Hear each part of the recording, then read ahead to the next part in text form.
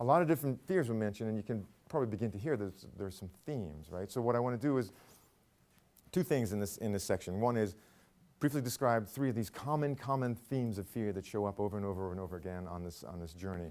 And then the five, and I'll go through this rather quickly, behaviors that are fear-based that don't appear to be fear-based, that you can look for in yourself and in others and recognize that fear is playing itself out in a masked way, under a mask. So we want control, we want connection, we want expression. These are basic drivers of the human experience. We want control. We want to be able to affect our environment in some way that we can accomplish what we want to accomplish, right? Anybody here not want control? That's a crazy question. I was talking with a friend of mine just the other day, and we were talking about home life. Apparently that's occupying a lot of my thinking. And we were saying, so his daughter's going off to college, his other, he's got a senior in high school, he's got 4 kids. My daughters, I said, are 10 and 12. And we were talking about, well, what's wrong with these kids? That sort of was his premise of the question. And I said, well, there's nothing wrong with them. They're perfect just the way they are. However, in my case, there are 4 of us living in close quarters. So my wife, my 2 daughters, and I. And there's a pervasive effort at power and control that nobody can quite be satisfied with. That could just be my family, for all I know.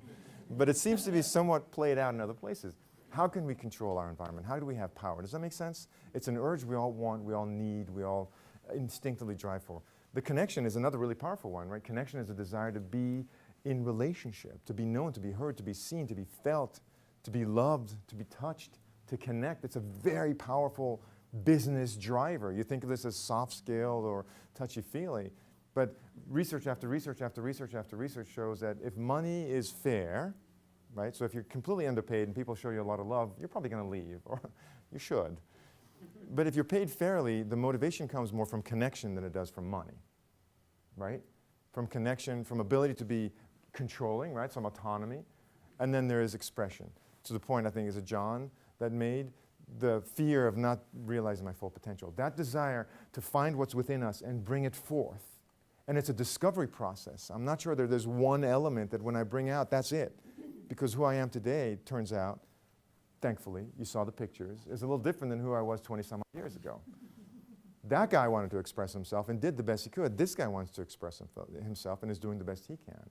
And so it's an evolving process. But we want to be known. We want to be seen and heard. So when we can't get control, the basic fear is the fear of failure.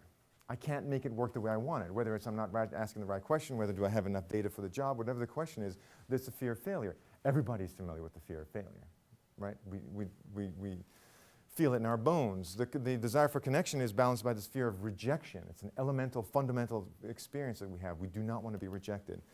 And expression, if we can't get it, is humiliating. There's a fear of being humiliated, less than, not worthy. These are the 3 sort of, if you want, the primary colors of fear. Right? Red, green, and blue makes up, what, 256 colors on my printer? So if you think about failure, rejection, and humiliation, you each have your own unique special way of recombining them to have your flavor of what makes you anxious and fearful. Part of the deal is, in your growth and awareness, is to discover what's driving you, because these are drivers. These are behaviors, these are beliefs, these are fears that are causing you to relate and to express in certain ways that are contributing to what you're creating. So these virtues are not disconnected, they're interconnected. So I'm going to talk about these 5 behaviors that are expressions of fear that aren't typically seen as expressions of fear. The first one being micromanaging. But why does somebody micromanage? If you've ever had a boss who's micromanaged, or if you've looked in the mirror of awareness and realized, oh gosh, I'm one of them. Why does somebody micromanage? Control, right? And what's really going on with control? Fear of what? Failure of some kind or another. I need to control and manage this process. I need to manage to the nth degree. I have to micromanage it. Yeah. So I'm going to control it by putting my hands on it, by touching it, by forcing it, by shaping it. So if you find yourself in a place where you're being micromanaged, the question is to the other person, what are they afraid of? Can you help alleviate their fear? Maybe yes, maybe no. If you find yourself micromanaging, that's where the self-awareness and the little observer self comes in real handy. Why am I micromanaging, and what is it I'm really concerned about? It will make you a better leader, because very few people like to be micromanaged. Just as a scientific poll, raise your hand if you enjoy being micromanaged. Not a one? I didn't expect that, right? So that's one face of fear. Here's another face of fear, although it's faceless. It's called avoiding. hiding, withdrawing. That's a very familiar one, right? I don't want to deal with it. I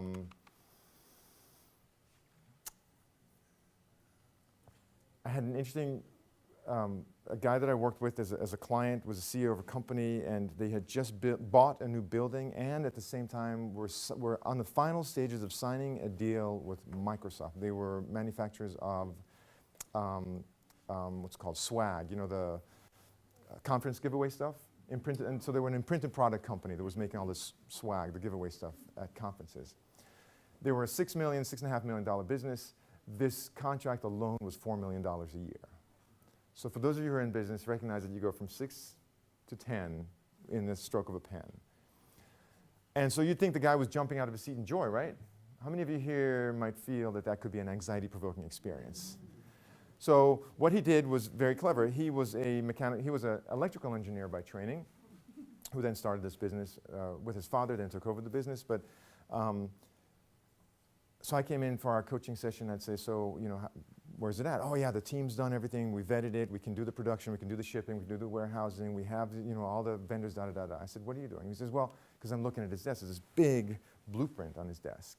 What are you doing? Well, in the new building we're moving into, there's a reception desk, but no receptionist. So we're having just a bell there, you know, an electric bell, like a ding dong. Somebody's, you know, anybody home?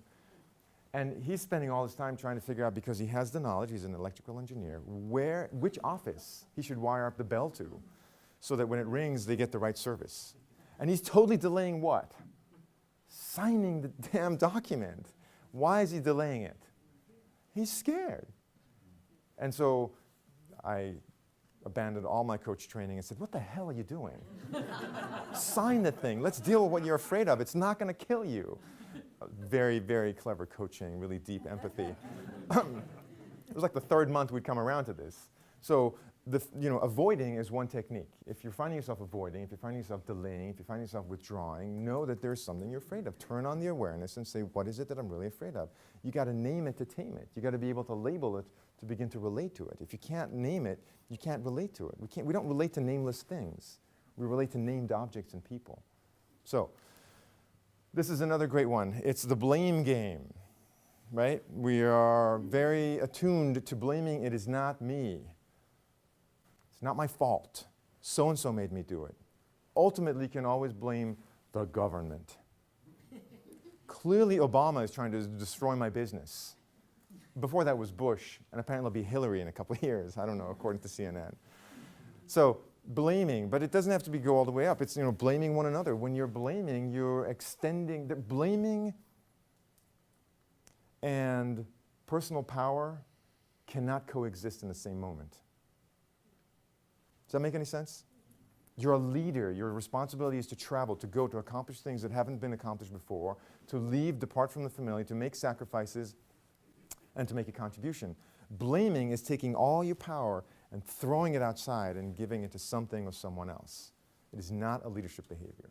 So the invitation to you is, when you find yourself blaming, ask yourself, what am I really afraid of? If you see and you find and you hear someone else blaming, get under the blame. What's the real fear going on here? Does anyone use sarcasm as a familiar tool of the trade? I know I struggle with that.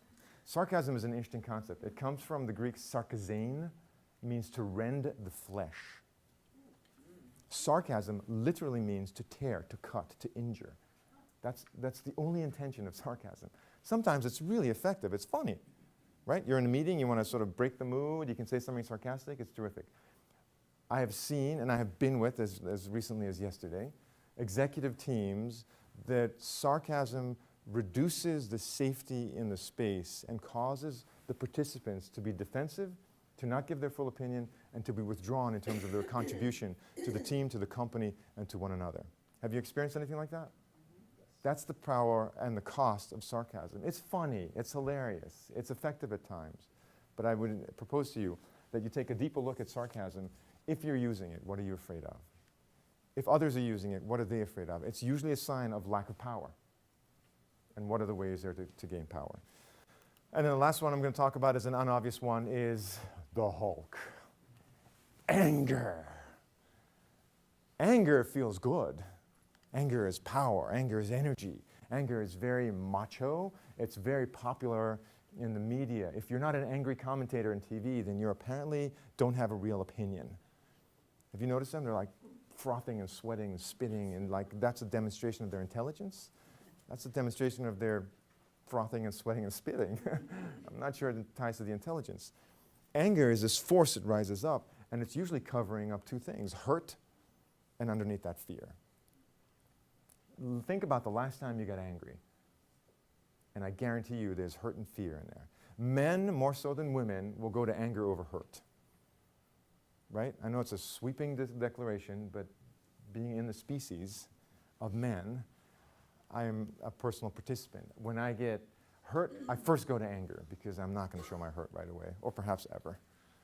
So I get angry. I'll share with you this real brief experience of my discovery of how anger was playing out for me. So I went to, I already shared, I participate in meditation retreats actually 3 times a year. So one that I went to a couple years ago, it was December, and I went to the retreat after having come from a headbutt experience with my younger daughter. She, turns out, is a lot like me. Apparently, the power and control issues, 2 of us in the same confined space. Which one of us is the adult? Sometimes I lose track of. But I went to this retreat trying to figure out why was I getting angry at her. So I'll make this, the short version of this was this. I realized that I was angry at her because she wasn't really taking my advice. I get paid to do this stuff. Come on, babe. You got to listen to me. That doesn't impress her. So she wasn't taking my advice. So I was getting angry because she wasn't. What really was it about her not taking my advice that was making me angry? Well, because she's doing things that I think she could do better in terms of behavior, socially, with friends, at school. I mean, I've got advice for everything, it turns out. She thinks I'm very critical. Apparently there's something to it. But what's even under that? So she's not taking my advice. I'm concerned that she's going to somehow not excel or meet her full potential, right? So I'm afraid of her not realizing her full potential. So I'm looking under that. Is that causing me to be angry? I looked under that. What's really under that was that she might have a really rough time in life and potentially even fail as a person. Is that why I'm getting angry? So I looked even more deeply under that.